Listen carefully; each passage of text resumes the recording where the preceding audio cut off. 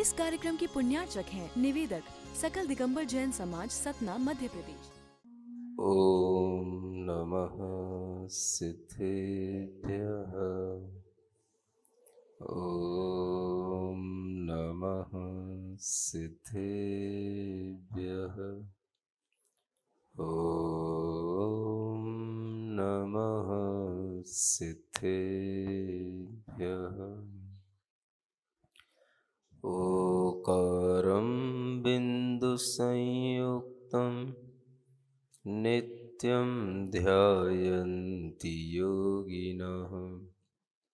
कामदं मोक्षदं चैव ओंकाराय नमो नमः। अरहमेत्यक्षरं ब्रह्म वाचकं परमेष्ठिनः। सिद्धचक्रस्य सद्बीजं सर्वतः प्रणमाम्यहम्। अनंतानंत सिद्ध परमेष्ठी भगवान की, देवादिदेव आदिम तीर्थंकर श्री ऋषभनाथ भगवान की, वर्तमान शासन नायक श्री वर्धमान महावीर भगवान की, परम पूज्य आचार्य गुरुवर श्री विद्यासागर जी महाराज की,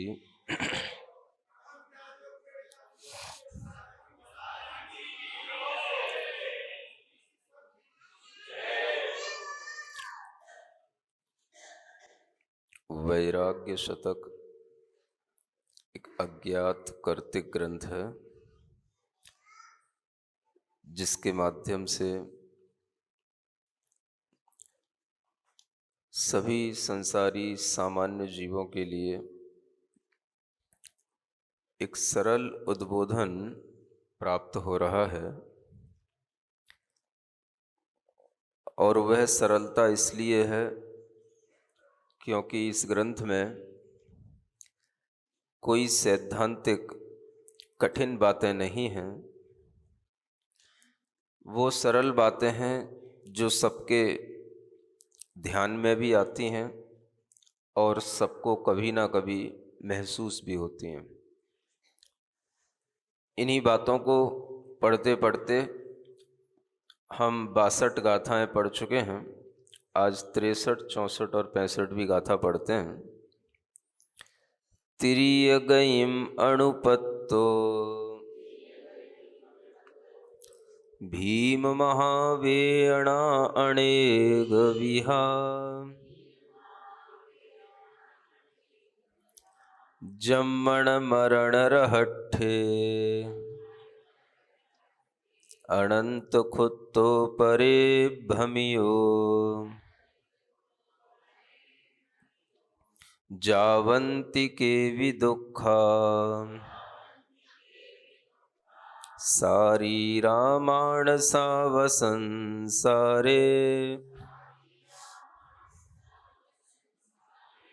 तत्तो अनंत खुत्तो जीवो संसार कंतारे तन्ना अनंत खुत्तो संसारे तारसी तुमम आसी जंपसमेऊं सव्वो दहीणमुदयमण तिरीजा।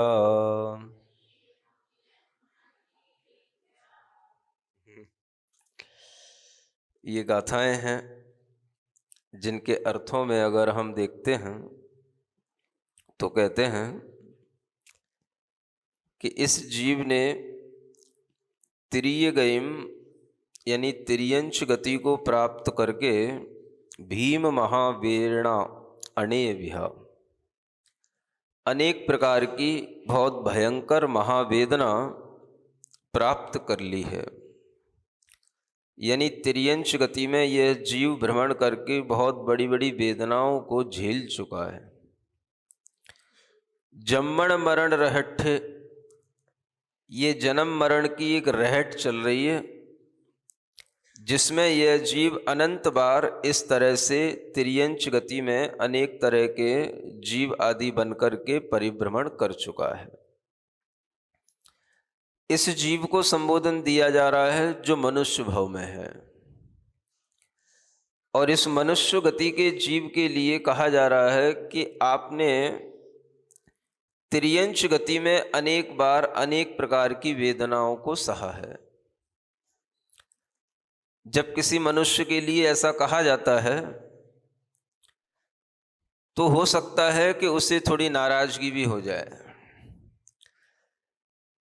कि हम तो यहाँ पर बहुत अच्छा मनुष्य जीवन लेकर के बैठे हैं, एक बहुत प्रतिष्ठित जीवन लेकर के बैठे हैं, बहुत अच्छी स्टेज पर हैं, और आप हमारी बिल्कुल ही जो है एक गाथा में सारी धो देते हो। तो कई लोग नाराज भी हो जाते हैं कि हम तो मनुष्य बने हैं, बहुत अच्छा जीवन जी रहे हैं, बहुत ज्ञान अर्जित किया है, विवेकपूर्ण जीवन जी रहे हैं, और हमारी समाज में प्रतिष्ठा है, मान मर्यादा है, और आप बच्चों के सामने, हमारी पत्नी के सामने, हम सब एक साथ बैठे होते हैं, माता पिता भी बैठे होते हैं, सबके सामने आप कुछ भी धो देते हो बिल्कुल। और ये धोना ही कहलाता है। चाहे बच्चे बैठे हो, पत्नी बैठी हो, पति बैठा हो, माता पिता बैठे हो, सबके सामने सबके लिए यह उपदेश है। किसी एक को नहीं कहा जा रहा जो एक को बुरा लगे।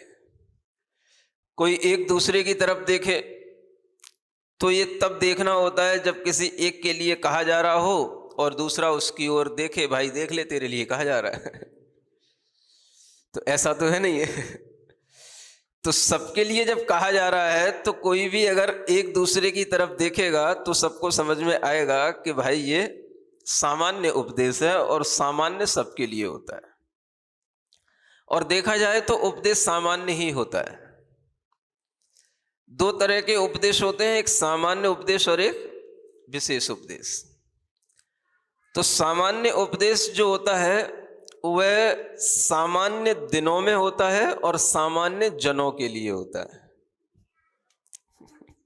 क्या सुना?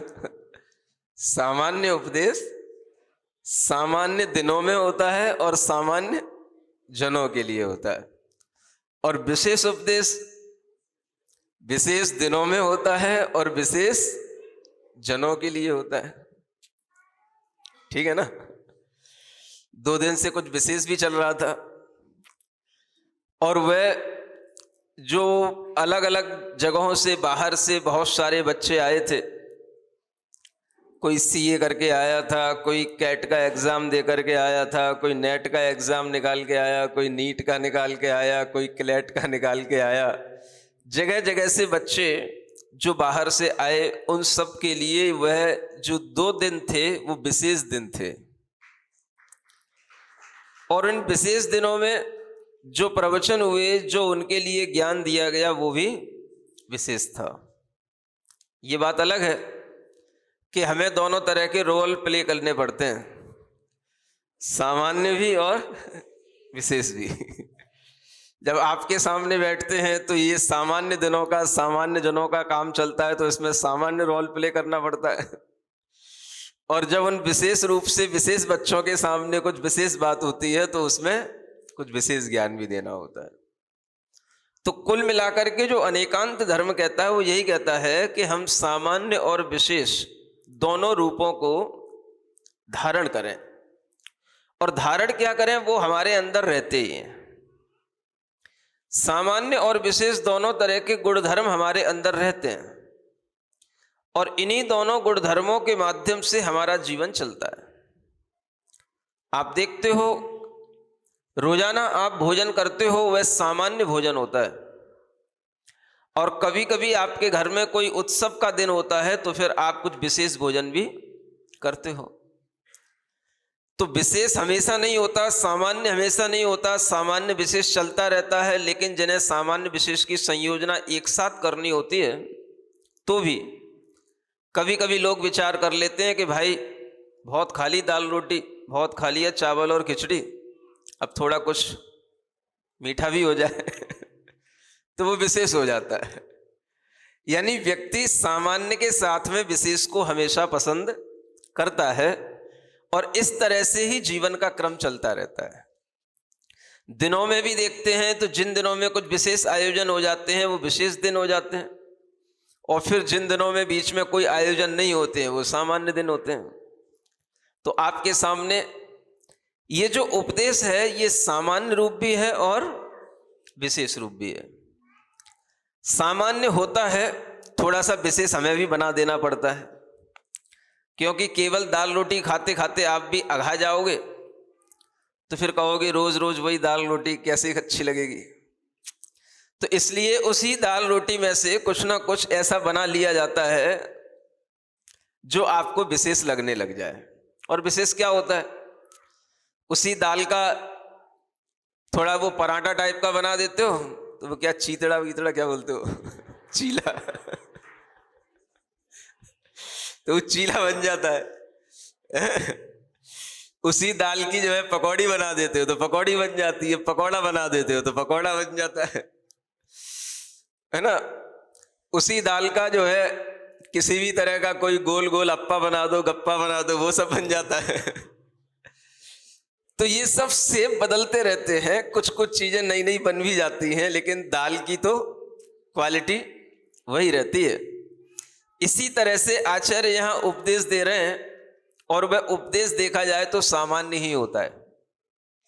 जब हम समझते हैं, ये बात को जानते हैं कि यह आत्मा, यह जीव पिछले जन्मों में अनेक अनेक तरह के पर्यायों में, अनेक अनेक तरह की गतियों में भ्रमण कर चुका है, ये बात हमको पता तो होती है। और ऐसा भी होता है कि कहीं ना कहीं हम लोगों ने ये चीज सुन भी रखी होती है। जब तक आपके लिए कभी कोई चीज सुनने में आई, आप उसे छोड़ देते हो, भूल जाते हो, लेकिन कुछ विशेष अवसरों पर अगर उसे याद दिलाई जाती है तो थोड़ी सी उसकी भूमिका बनानी पड़ती है, क्योंकि एकदम से आपका माइंड इस बात को सुनने के लिए तत्पर नहीं होता कि ये बात हमारे लिए कहीं अच्छी लग रही हो। भला किसको अच्छी लगेगी अगर हम आपसे कहें कि अपन पिछले जन्म में सब प्रकार के त्रियंश बन चुके हैं?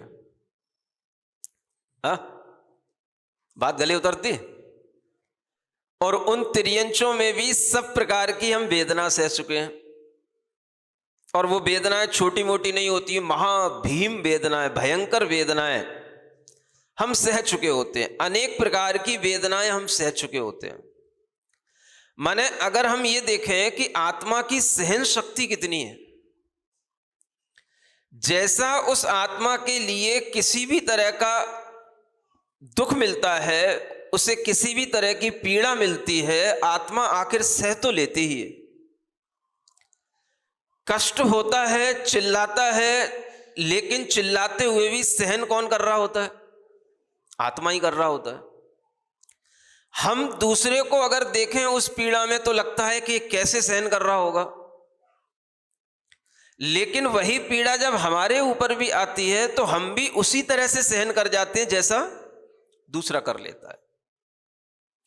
दूसरे को देख करके लगता है कि ये पीड़ा बहुत बड़ी है, ये पीड़ा कैसे सहन कर रहा होगा, लेकिन जब वह पीड़ा खुद पर आ पड़ती है तो वह किसी ना किसी तरह से उसको सहन कर लेता है। ये कहलाती है सहन शक्ति। क्या बोलते हैं? ये सहन शक्ति है। अब ये सहने की शक्ति शरीर की शक्ति नहीं होती है, ये आत्मा की शक्ति होती है। शरीर तो क्या सहन करेगा? शरीर को अगर सहन होता तो रोग होते ही क्यों? शरीर को अगर सहन होता तो उसके लिए बंधन में डाल करके उसी को पीड़ा हो जाती, आत्मा को पीड़ा होती क्यों? तो सहन शरीर नहीं करता, सहन कौन करता है? हमारा आत्मा करता है। सहन शक्ति शरीर में नहीं होती, सहन शक्ति आत्मा में होती है। और उस सहन शक्ति के कारण से ही वह आत्मा बड़ी बड़ी पीड़ाओं को, बड़े बड़े दुखों को सहन कर लेता है। मनुष्य जन्म में भी सहन कर लेता है, त्रियंश गति में भी सहन कर लेता है, यहां तक कि नरक गति में भी सहन कर लेता है। पिछले दिनों में नरक की बात बताई थी, अब ये बात बढ़ते बढ़ते आगे निकल करके तिर्यंश गति की आ गई। आप देखो तिर्यंश गति में भी कितनी पीड़ाएं, अगर हम उन जानवरों को सामने देख लें तो हमारे अंदर विचलितपना आ जाए, हम अपना धैर्य खो बैठे कि इतना दुख, इतना दुख। कितने तरह से उनको पीड़ित किया जाता है, कितने तरह से उनको बांधा जाता है, कितने तरह से उनको बंधनों में रख करके उन्हें मरण करने के लिए मजबूर होना पड़ता है। ये तमाम तरह की भयंकर पीड़ाएं जिनके कारण से उनके प्राण कभी भी निकल सकते हैं और वो निकलते हुए देखते रहते हैं। उनके पास भी मन होता है। एक साथ 50-100 कोई भी जानवर बंधे पड़े हैं और एक एक करके सबको मारा जा रहा हो और वो देख रहा हो कि ये इसको मारा जा रहा है, इसके ऊपर ये छुरी चला दी गई, इसके ऊपर तलवार चला दी गई, इसको यहां से काट दिया गया, इसको यहां से काट दिया गया, ये चीख रहा है। लेकिन जिसका नंबर नहीं आया है वो सब देख रहा हो। आप सोचो उसके ऊपर क्या गुजर रही होगी। और उसे ये भी लग रहा है कि अब ये नंबर धीरे धीरे मेरे ऊपर भी आने वाला है, क्योंकि जहां पर एक साथ सब बंधे हुए होते हैं, सबके कत्ल एक एक करके वह हो रहे होते हैं और वह देख भी रहा होता है, उस समय पर उसके मन में कितना भय होता है, कितना वह भीतर से डरा हुआ, दुखी हुआ होता है वह जानवर, जब वह ये देख रहा हो कि अब ये बारी मेरी आने वाली है, मेरी गर्दन पर अब छुरी चलने वाली है। और वह सब देख रहा है सामने, ये सब एक एक करके, ये सब मेरे ही जैसे लोग थे, सब कट गए, सब मर गए। आपको ऐसा लगता है कि जैसे पशु को कुछ समझ नहीं आता, उन्हें कुछ ज्ञान नहीं होता, लेकिन उन्हें हम लोगों से ज्यादा ज्ञान होता है। उनकी इंद्रियां हम लोगों से ज्यादा सशक्त होती हैं, उनका मन हम लोगों से ज्यादा चीजों को जो आगे होने वाली है उन्हें भांप लेता है, और वह हमसे ज्यादा उनकी इंद्रियां काम करती हैं। इस कारण से वे अपने मन में समझ लेते हैं कि ये जो हमारे साथ में थे, आपको देखने में सब पशु एक जैसे लगेंगे, सभी भैंस देखोगे आपको सब एक जैसी लगेंगी, सब गाय देखोगे आपको सब एक जैसी लगेंगी, लेकिन गाय को पता होता है कि ये कौन गाय कब की है, कहां से आई है, कैसी है, कौन सी है। और वह सब एक दूसरे को देख रहे होते हैं, लेकिन अगर उनके समक्ष वह मरण होता हुआ देखता है वह जानवर, और उसका भी जब नंबर आता है, तो आप समझ सकते हो कि वह पीड़ा कितनी बढ़ चुकी होती है। भय, डर, भीतर से आक्रांत मन की स्थिति कितनी तीव्र हो चुकी होती है, जिसके कारण से वह जीव अपने प्राणों को त्याग तो देता है, लेकिन कितना तड़फता है, कितना व्याकुल होता है, कितना उसे उस पीड़ा को सहन करना पड़ता है, यह आप सोच सकते हो उन जानवरों की महाभयंकर वेदनाओं को देख करके। और ये वेदनाएं आपको आपके मोबाइलों पर भी देखने को मिल सकती हैं। इन वेदनाओं को देख करके हमें लगता है कि देखो ये इनके ऊपर कितना अत्याचार हो रहा है, कितनी पीड़ा ये सहन कर रहे हैं। लेकिन यहां आचार्य कहते हैं ऐसी वेदनाएं अपनी आत्मा भी सहन कर चुकी है। एक बार नहीं, 2 बार नहीं, 10 बार नहीं। यहां बस नहीं होता है, बस करो बस करो, बहुत हो गया बहुत हो गया, अब दुख मत देना भगवान। तो यहां कोई भगवान नहीं होता है कुछ भी बताने वाला, ना कोई भगवान के सामने की गई प्रार्थना कोई काम करती है। यहां पर कोई भगवान आपको न पशु बनाता है, न नारकी बनाता है, न भगवान के सामने की जाने वाली प्रार्थना से कोई बचाव होता है। बचाव होगा तो कैसे होगा? इस प्रकार का जब हम उपदेश सुनते हैं, हमारे ज्ञान में जब ये चीजें आने लग जाती हैं, तो हमारे अंदर के परिणाम दूसरे जीवों के प्रति दया के साथ जुड़ जाएं, दयालु हो जाएं। और हमारे अंदर जो ये भाव आता है कि नहीं ऐसा कुछ नहीं होता है, ये हमें सिर्फ डराने वाली बातें हैं। अगर बच्चों को बताया जाए तो बच्चे सबसे पहले क्या बोलेंगे? ये सब बातें हमें डराने के लिए किया जाता है, ताकि हम धर्म करने लग जाएं, ताकि हम मंदिर जाने लग जाएं। लेकिन इन बातों में डराना नहीं होता है, ये बातें वास्तविक हैं। और अगर इन बातों को सुनने के बाद भी अगर कभी डर लग जाए और उसके कारण से भी धर्म में मन लग जाए, तो भी आचार्य कहते हैं वो अच्छा है डर। वो डर बुरा नहीं है। कौन सा डर? मैं कभी पशु ना बन जाऊं, मैं कभी पक्षी ना बन जाऊं, मेरे को कभी ऐसे ही मुर्गा मुर्गी बनकर के कभी मरना ना पड़ जाए। हे भगवान, मेरी आत्मा कभी इस प्रकार की गतियों में न चली जाए। इस तरह का जो विचार अपने अंदर अगर आता है तो वह डर भी बहुत अच्छा माना गया है।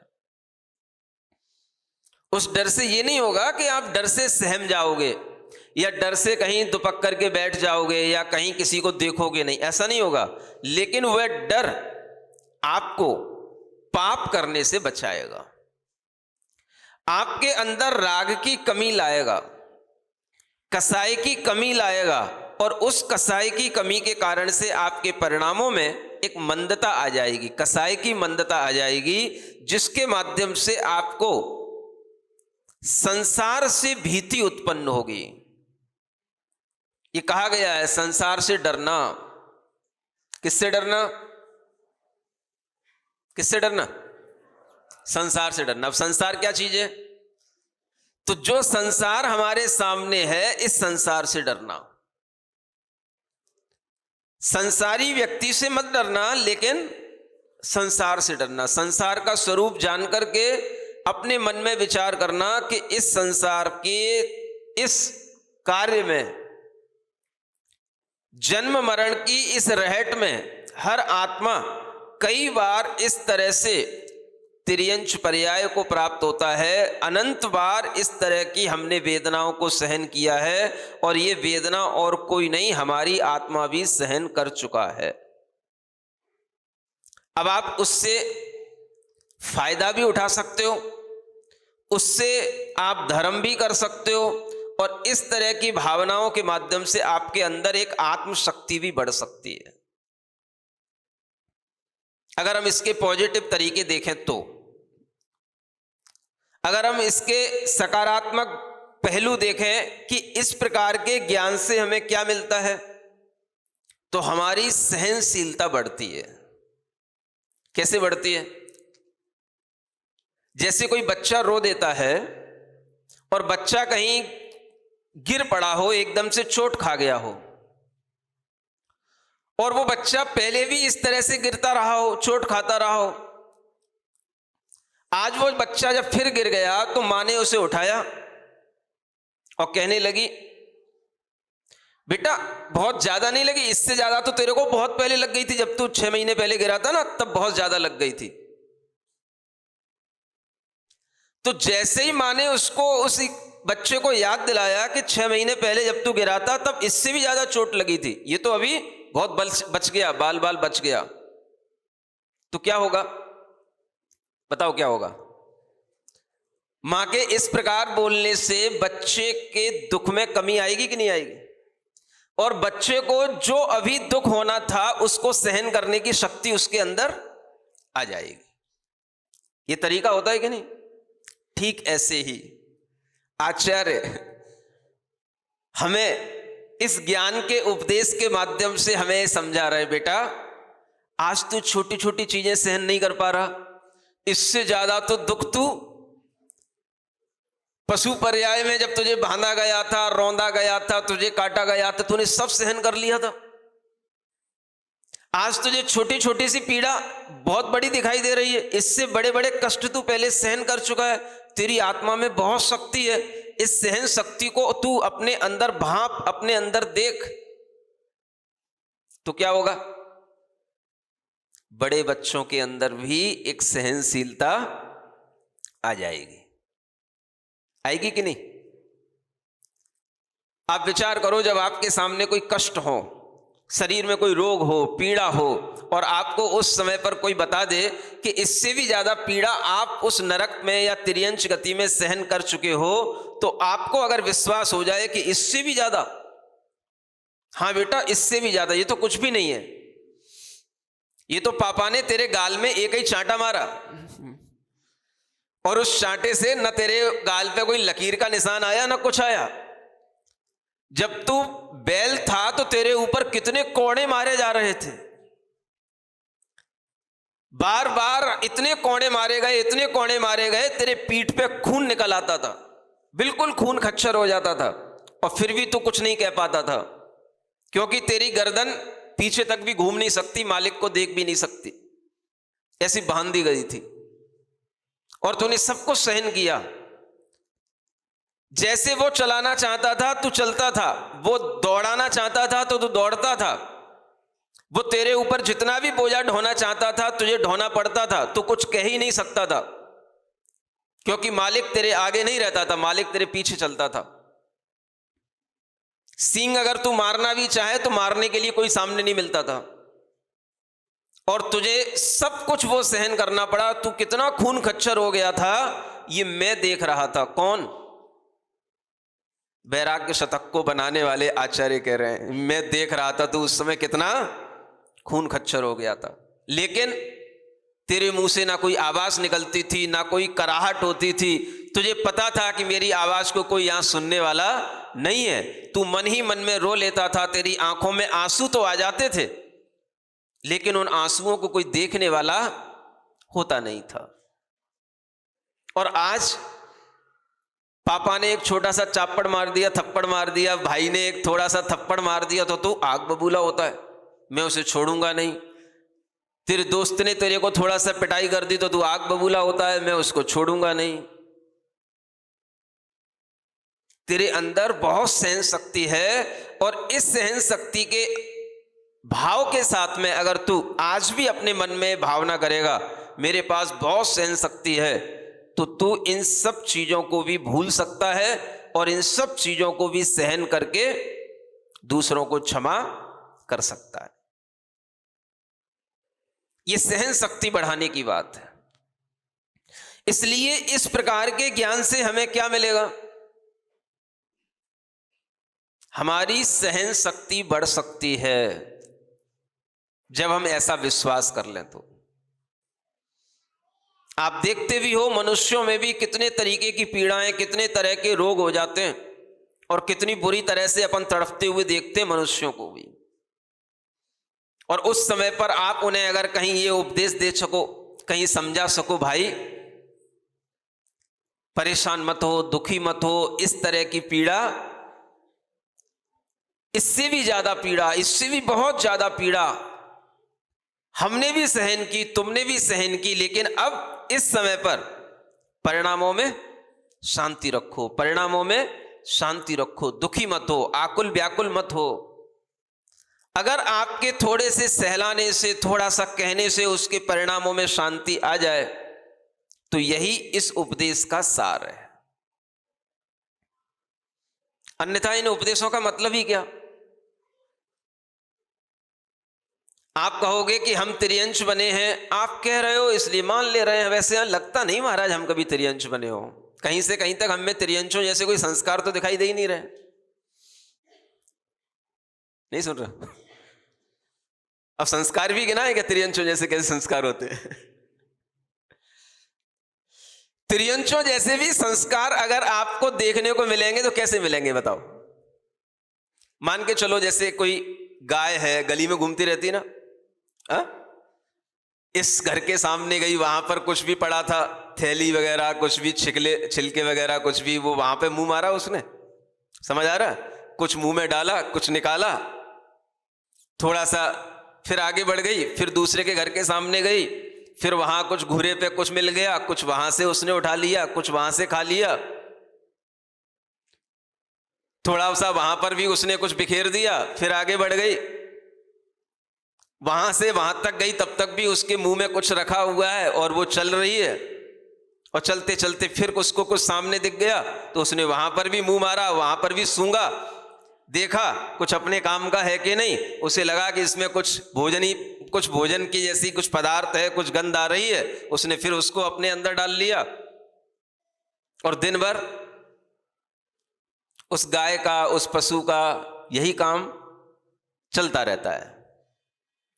सुन रहे हो? अब आप कहते हो हम मनुष्य हैं, हम बहुत समझदार मनुष्य हैं महाराज, हमने बहुत बड़ा विकास कर लिया है, हम कंप्यूटर के जमाने में पैदा हुए हैं। अब आप देखो कि हमारे अंदर संस्कार कैसे हैं। अब मुझसे बुराई मत मान लेना। अब हम अपने आप के संस्कारों को पशुओं से थोड़ा सा कंपेयर करें तो हम समझ सकते हैं कि हमारे संस्कारों में कुछ पशुओं की गंध आती है कि नहीं आती है। कुछ लोग ऐसे होते हैं जिन्हें देखा जाए तो घर से निकले, एक पाव छीला, मुंह में डाला, अपनी दुकान तक नहीं पहुंचे, बीच में एक पान की दुकान पड़ी, फिर वहां पे खड़े हो गए, फिर वहां पे जो पुराना मुंह में था उसको थूका, फिर नया मुंह में डाला, फिर आगे बढ़े, फिर अगली दुकान पर पहुंचे, अपनी दुकान पर बैठ गए, दुकान पर बैठने के बाद में थोड़ी सी ग्राहकी की और फिर जो है कहीं फिर कुछ पान आ गया, फिर कुछ सुपारी आ गई, फिर कुछ पाउच आ गया, फिर कोई व्यक्ति आ गया, फिर उसके सामने खोला, आधा उसको दिया, आधा अपन ने खाया, आधा फेंका, शुरू हो गए।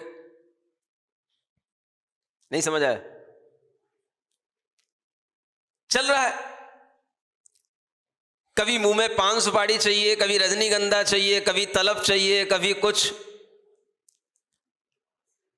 रास्त्री चाहिए, सब चाहिए, और बीच बीच में फिर कुछ चाय भी चाहिए, कुछ ब्रेड भी चाहिए, कभी बिस्कुट भी चाहिए, कभी पिज्जा भी चाहिए, कभी बर्गर भी चाहिए, सब चाहिए। सुबह का भोजन अलग चाहिए, शाम का भोजन अलग चाहिए, सब चाहिए, ब्रेकफास्ट, डिनर, सब चाहिए। क्या चल रहा है? नहीं महाराज, हम पशु की तरह थोड़ी ना खाते हैं, हम तो कप प्लेट में चाय पीते हैं, हम तो ये डोसा वोसा खाने लगे ना लोग। तो हाथ से नहीं खाया जाता डोसा, हाँ, उसमें कांटा लगाया जाता है, चिमटी लगाई जाती है, तब वो कांटे से चिमटी से बना करके जो है वो लिया जाता है। जैसे चिमटी में आधा लटक रहा हो, अपने मुंह में डाला जाता है। वो भी एक खाने का स्टाइल है। समझ आ रहा है क्या कर रहे हैं हम? हम तो महाराज बस पढ़े लिखे मनुष्य हैं, सभ्य मनुष्य हैं, इसलिए कांटे का, चिमटी का, चम्मच का, कप प्लेट का प्रयोग कर रहे हैं। जानवर तो इन चीजों का प्रयोग करना जानते ही नहीं, तो आप हमको जानवर से कैसे कंपेयर कर सकते हैं? अब आप समझ सकते हो कैसे कंपेयर किया जा सकता है। जानवर भी खा रहा है, उसके भी खाने का कोई भी नियम नहीं है, कोई भी खाने का उसका कोई भी ढंग नहीं है, वो जैसे भी मिलता है खा लेता है। आप भी क्या करते हैं? जो भी आपके सामने आ जाता है, भाई आज पाउच कहां गया, आज सिगरेट कहां गई, उसने निकाली, आधी तुमको पिलाई, आधी खुद पी, आधा उसने खाया, आधा तुमने खाया, फिर एक आया, फिर दूसरा आया, और ये क्रम दिन भर दुकान पर बैठे बैठे चलता रहता है। दुकान से घर तक आओगे, घर से दुकान तक जाओगे, कहीं से कहीं तक जाओगे, रास्ते में जितने भी जगह पर आपका मुंह खुल सकता है आप खोल लेते हो, जितनी जगह पर आपको थूकना होता है आप थूक लेते हो, और ये क्रम चलता रहता है। अब बताओ, जानवर के इस क्रम में और अपने इस क्रम में क्या बड़ा अंतर है? भले ही जानवर के पास में खाने के लिए वो चिमटी ना हो, कांटे ना हो, लेकिन वह भी खा तो लेता ही है ना, और वह खाते हुए भी कुछ ना कुछ उसके मुंह में लटका रह जाता है, कुछ ना कुछ वह भीतर कर लेता है, और खाता तो वैसे ही है। आप भी सोचें, हमारे संस्कारों में क्या है? जब कभी भी आदमी को खाने के लिए कहा जाता था तो उससे कहा जाता था अपने हाथों से खाओ। किससे खाओ? हाथों से खाओ। चम्मच की चीज हो तो चम्मच से खा लो, कोई बात नहीं, लेकिन ये कांटे और चिमटी से खाने की पद्धति कहां से आ गई? ये पद्धति कहां से आ गई बताओ?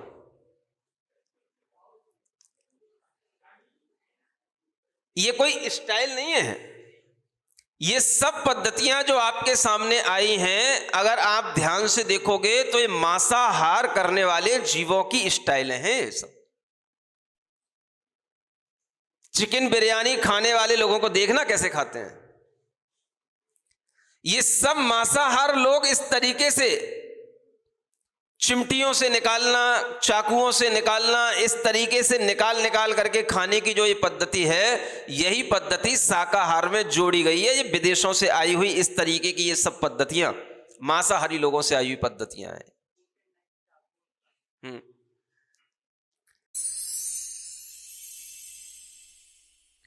सिरिजिणवाणी जग कल्याणी जग जन मदतम मोहरी जनमण हारी गढ़हर हारी जम जरा भव रोग हरि तिथ्य राणम दिव्य झुणिम जो पड़ई सुणई मय्ये धारई राणम सौख मणंतम धर्य सासद मोक्ष पदम पावई सासद मोक्ष पदम पावई।